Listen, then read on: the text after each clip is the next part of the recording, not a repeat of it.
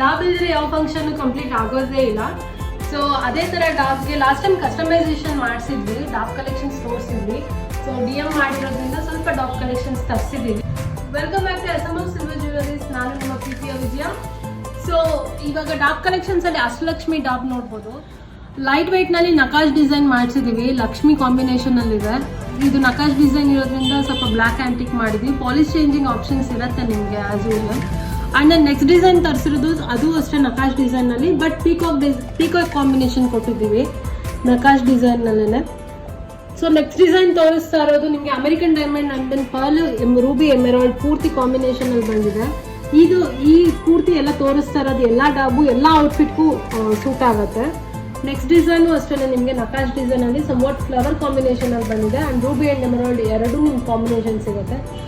So ಆದಷ್ಟು ಶಾಪಿಗೆ visit ಮಾಡಿ, ಶಾಪಿಗೆ ವಿಸಿಟ್ ಮಾಡಿದ್ರೆ more ಕಲೆಕ್ಷನ್ಸ್ ನೋಡ್ಬೋದು.